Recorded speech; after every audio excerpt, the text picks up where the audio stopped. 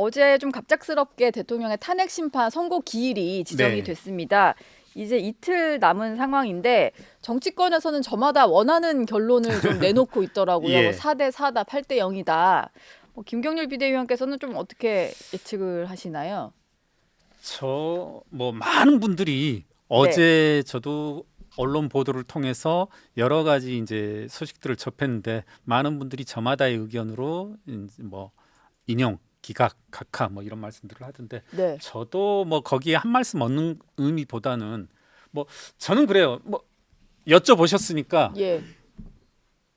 이다 아니다로 하면 인용이다 혹은 인용이어야 하지 않나 이렇게 인용이어야 하지 판단하고요. 않나. 다만 이 말씀은 한번 듣고 싶어요. 오늘 예. 오전에도 이제 차를 타고 오면서 계속 여러분들의 말씀을 들었는데 지금 이 상황을 상징하는 하나의 단어로 세 글자로 대드락이란 의미를 조금은 국민의힘이든 민주당이든 좀 새겨들어야 될 필요가 있지 않나. 네. 결국은 대드락이라는 의미 저도 이제 사전도 찾아보고 했습니다만은 우리가 동양적으로 동양 고전으로 이야기하자면 이제 모순이라는 의미잖아요. 네. 그러니까 모든 방패를 뚫는 창과 모든 창을 막아내는 방패 이런 의미인데 결국은 지금 민주당은 인용을 바라고 국민의힘은 보니까 오늘 오전에 제가 네. 대변인 분의 말씀을 들어보니까 뭐 기각을 완전히 확신하는 것 같은데 민주당의 인용의 근거는 국민의힘의 윤석열 대통령의 계엄이라는 위법적이고 위헌적인 그런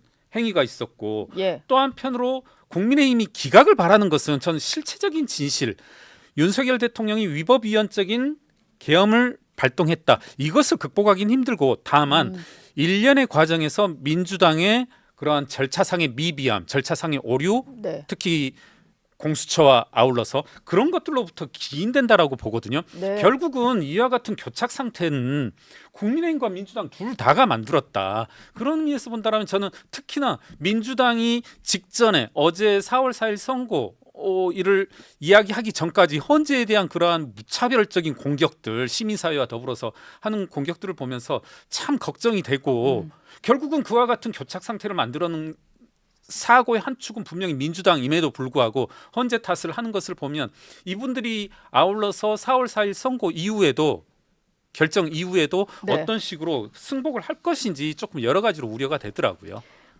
일단 국민의힘에서는 지도부 차원에서는 어떤 결과든 승복해야 된다라는 메시지가 나오긴 했는데요. 민주당에서는 지도부에서도 그런 얘기를 하지 않았고 네.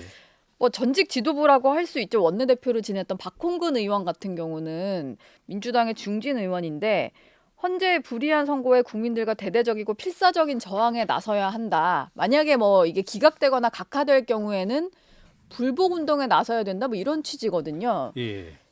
어떻게 이거는 보면 어떻게 이제 보셨어요? 그 네. 박홍근 의원 같은 경우에 솔직한 자신의 심정 그리고 앞서 말씀드렸지만 일련의 사태의 과정에서 보여줬던 민주당의 모습대로라면 저는 이분들이 과연 승복할까? 원하는 결론이 나지 않으면 본인들이 원하는 결과가 이 경우라면 기각이나 각하가 되겠죠. 예. 그럴 때는 과연 납득할 것인지 다만 또 언급하자면 만에 하나 기각 또는 각하가 된다라면 저 역시 이제 한 말씀만 다시 또 얻는다라면 예. 일각에서의 대드락설 결국은 기각 내지 각하의 가능성이라고 하는 것은 그 민주당과 공수처가 만들어냈단 말입니다. 그리고 이 기각 각하의 로직을 극복하는 것이 쉽지 않아 보인다. 전 아직도 과연 이 일각에서 나오는 여러 헌법 전문가들이 이야기하고 있는 기각 각하의 가능성들을 논리적으로 극복하는 것이 쉽지만은 않겠다. 전 분명히 그 부분도 공감을 하거든요. 네. 그렇다면 자기들이 만들어낸 거다. 만에 하나 기각 각하가 된다라면 예.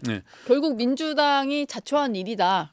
전 그렇게 봅니다. 공수처가 수사에 어떤 권한이 없는 상태로 하면서 수집했던 증거들도 문제가 되는 그렇죠. 것이고. 그리고 민주당이 탄핵의 과정에서 애초에 있었던 내란죄를 거둬들였지 않습니까? 그건 역시도 지금 제가 알기로 아주 심각하게 절차상의 위반 혹은 각하의 사유가 될 수 있다. 이렇게 나오는 것들이 좀 극복이 쉽지만은 않겠다라는 생각이 듭니다. 그게 지금 내부 분위기 상으로도 가장 좀 핵심적인 내용인 것 같아요. 내란죄를 철회한 부분에 대해서 아직 헌재가 명확하게 판단 내리지 않았기 때문에 결정문 쓰는 데 있어서 그게 좀 쟁점이었던 것 같더라고요.